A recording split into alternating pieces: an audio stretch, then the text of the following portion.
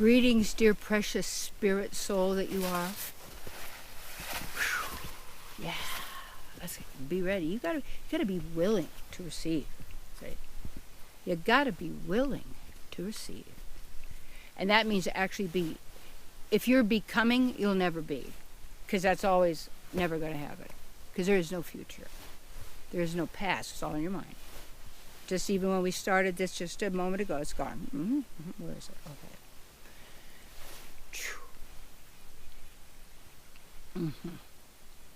So the key is to keep bringing ourselves back to ourselves. And you got to have some tricks, maybe, that you do. And I just look at the things that I've used and done.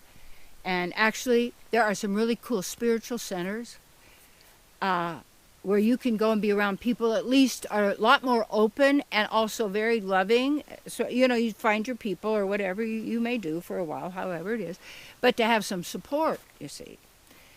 And one of the things I found is so great being a teacher is that because I'm a student. And that means that I'm inquisitive. And I'm an experimenter and an explorer. I'm like amateur archaeologist, amateur geologist, in the sense. And then you find your people, for the different areas or interests, because of always looking for the clues or the teachings. It was really to liberate me from all of the suffering and pains and all of these. And for one of the things was also to start looking at reincarnation, and also before that, start even looking at how our thoughts make things, and just to begin to look at even changing an attitude. I didn't know I was still using the system, but that's all right. You start where you start, you see, and it's still great because it's a foundation there, and it's fabulous. But you don't stay just sitting on the foundation. You got to build your house, but your house or your place has to be able to weather stuff or be really fluid in a sense, just like we are. And so that when we then are what would you say, owning ourselves and being that and using the medicine, you might say, of awakening, for that we are awake.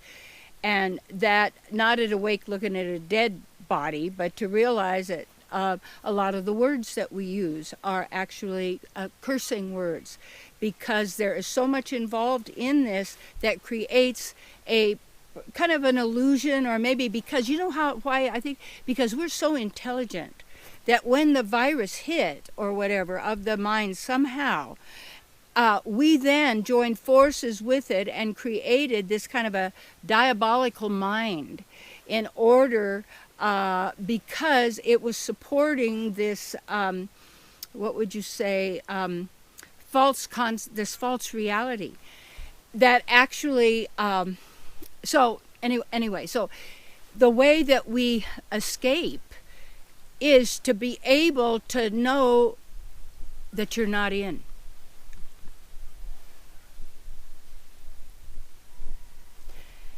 And what tells you you're in are every thought, every belief, every concept. So everybody's trying to fight that and trying to get out, trying to make, no, don't be in it.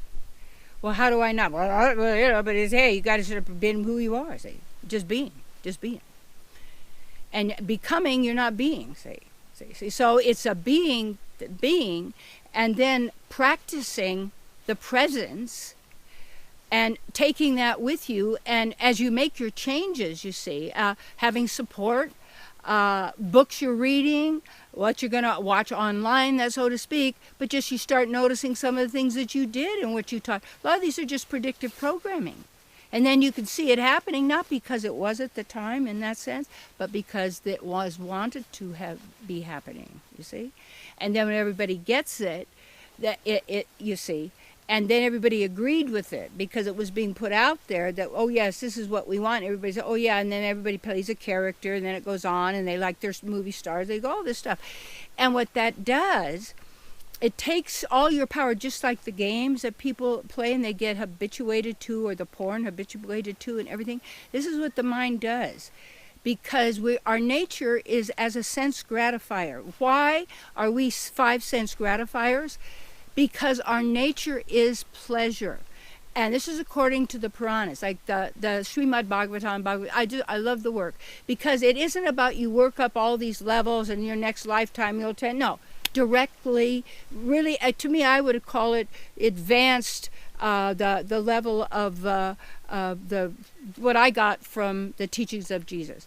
And so as far as much I ever had, and then I started investigating more, and of course then getting to the Gnostic Gospels, and then getting into, the Essene Gospel of Peace. And it really, as you do your exploration and everything, it's all about telling us who we really are, and letting go of what we're not, you see, letting go of what we're not. And you don't have to add anything. But it's to becoming is to recognize, and sometimes we do hear it or we read it as a quality of the divine that we go, wow, but it isn't to memorize that so that you can parrot it and appear that way. You can't make it force that.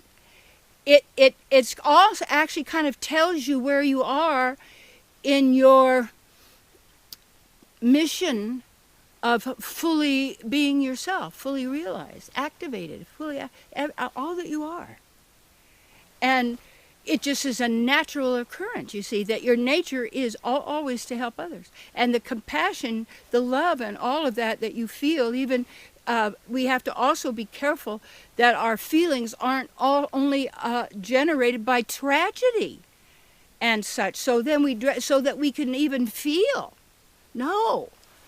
This isn't what it's about. And then also to start, really letting yourself, what would you say, get the help that you need. There's probably a lot of cool people out there doing stuff that you need. Then you look into it, you like it, you not, as we do. And then also give something to them. If you're getting something value from them, it could even be $1 that you give out to somebody, or $2.99, or 10 or 20 or 40. I don't know. But what it is we become like misers, and we really don't even want the people that are helping us the most to prosper, or to actually be able to do that, because we're so used to being consumers. And the consumer, then we're always taking, but we don't get who we really are. That's why people don't have enough. And that's why they're so easily programmed for more. So they always want more because they never have enough.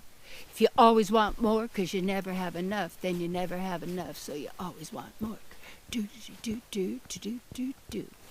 So there you go.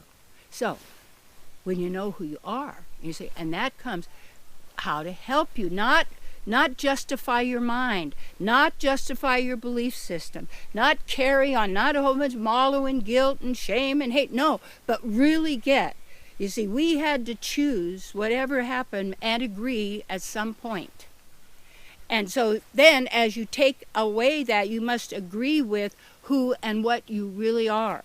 To know that is the absolute truth. And that you are always there and always with that. So that's then what you then do. Anything you can then to keep supporting you in clearing the ignorance as the true is revealed, and you're emanating and being and expressing, and you're in the taste of the divine and the pleasure, because we're pleasure seekers, and our nature is pleasure, but it's pleasure of the soul. And then in every moment you are in pleasure, because you are the pleasure of the divine.